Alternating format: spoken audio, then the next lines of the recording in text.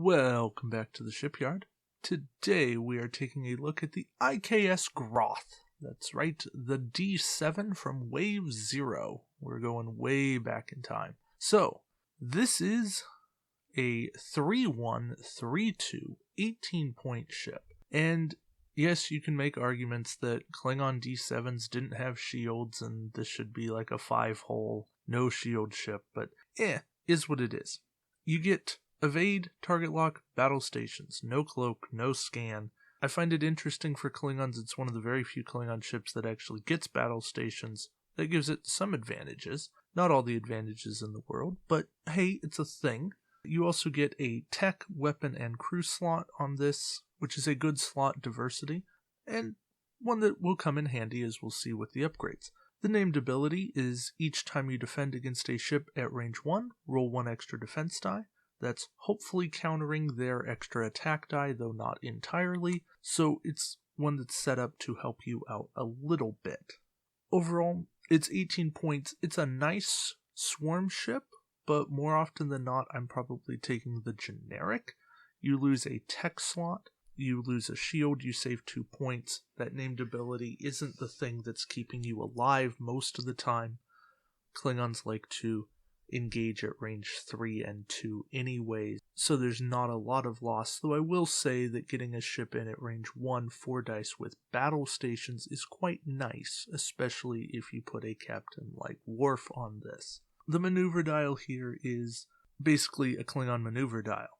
You've got the 2 white hard turns, the 3 red hard turns, the 3 come about. It all works out for you. It's a bummer the ship doesn't cloak. Other than that, yeah, you've got the 90 forward arc, no rear arc, so it's a little bit of a beast to maneuver, but it's good in a joust, and more often than not, that's good enough. Our first captain is Krell, skill 4, 2 points. When attacking, you may re-roll one of your battle station results. Not a great captain, but not a bad captain. This is a guy that you're taking along, maybe when you have a ship like the Paw, or some other built-in quality, and maybe when you have the Paw or some other conversion to do stuff and you don't have a battle station token, it's not going to help you all the time, but it can't hurt you. Krell's not the guy you reach for first. I'd rather spend an extra point and take Worf, but that's not going to happen all of the time. Remember, this is a ship that came out in Wave 0 when we didn't have a lot of options, so Krell isn't bad for 2 points, but he's certainly not great. The star captain in this pack, though, is Koloth. Skill 7 gives you an elite talent slot. For 4 points, each time an enemy ship attacks you, you may force that ship to re-roll 1 attack die of your choice. So you're almost always going to choose a critical, and if they didn't roll any crits, then you're choosing a normal hit, and you've got a 50-50 chance of getting rid of a hit. So it's almost like you've got a built-in evade. Now, again, not a guarantee, but if you put Koloth on a cloaked ship, you're going to be all that much harder to kill.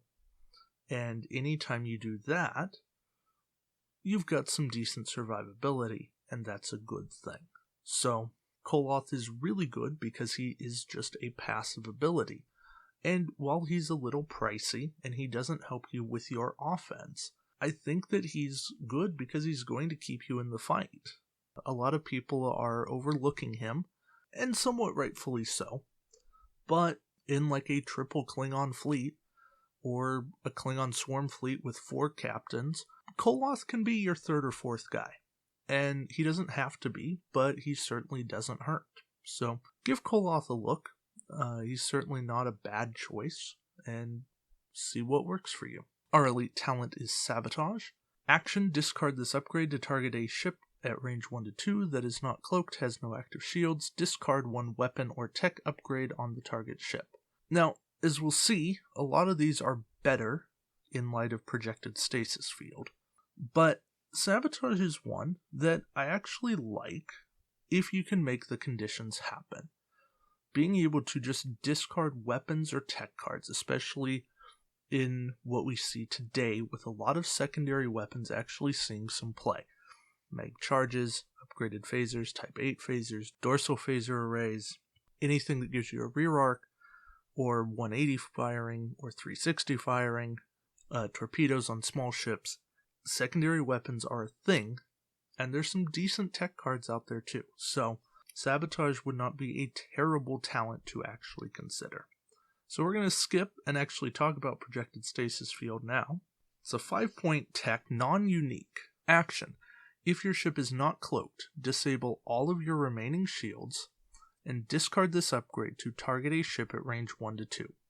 That ship must disable all of its remaining shields and cannot attack this round. Your ship rolls 2 less attack dice this round. So, what do we have?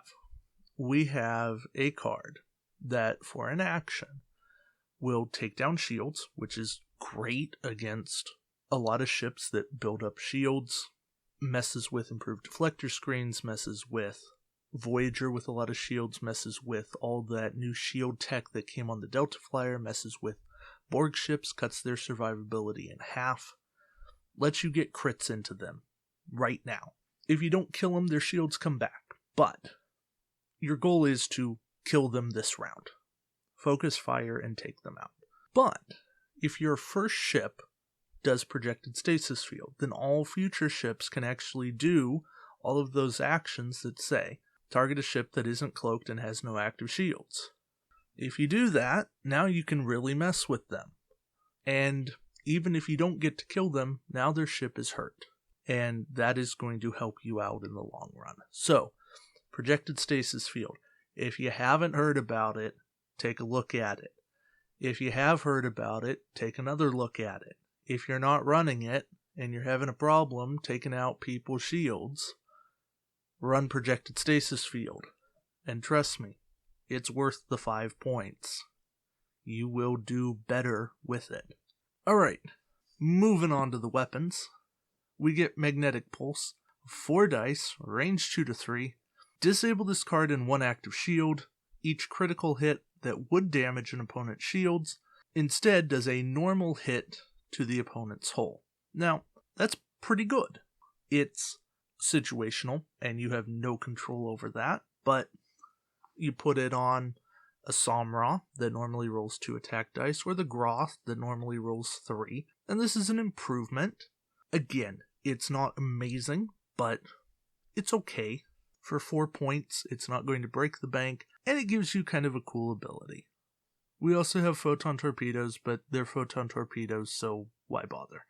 And for crew, we have 2. First up is Corax, cost 3. Action: if your ship is not cloaked, disable all remaining shields, and target a ship at range 1 to 2 that is not cloaked, has no active shields.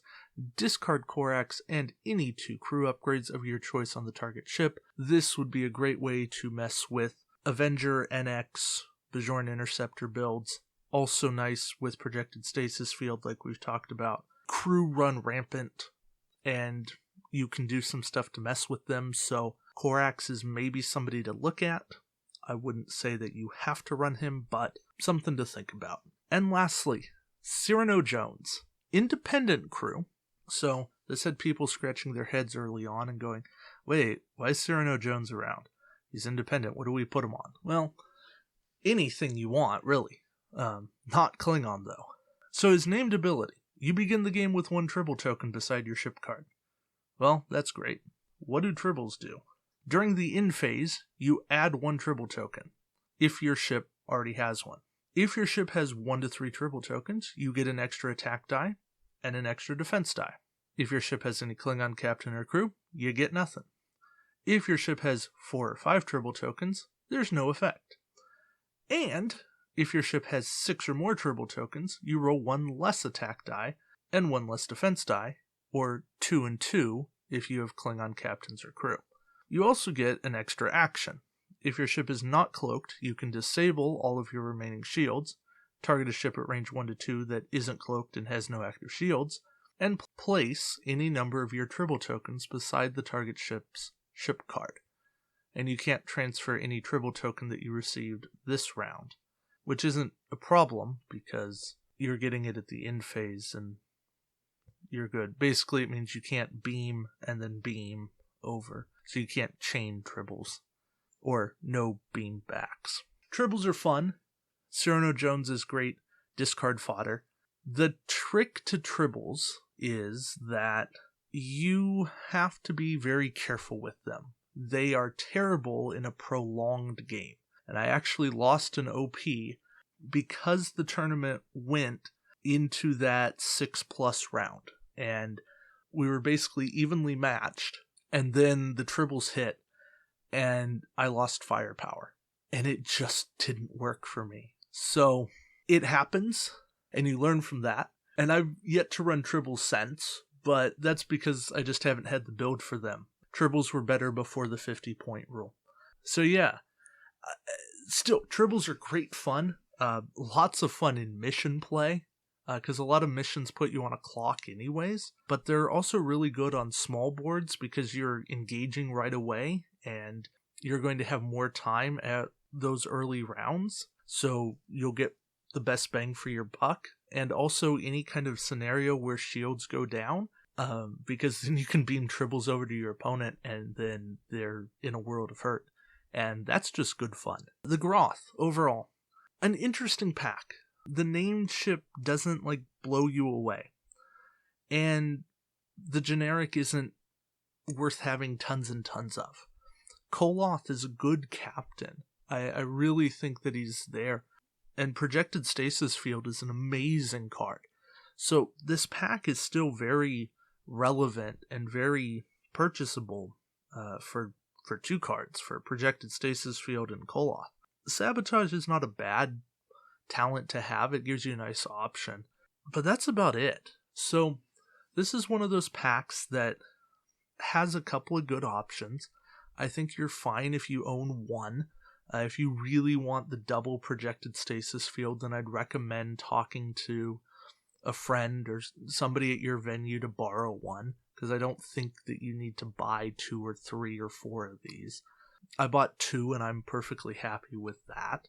But I think that the Gr'oth is a solid ship, lots of fun in missions, and you're good with that. But you don't have to have tons of these. If you're a Klingon player, then you definitely want one of them.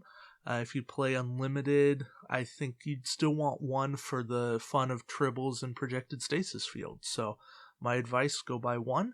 And until next time, we'll see you around the shipyard. Take care, guys.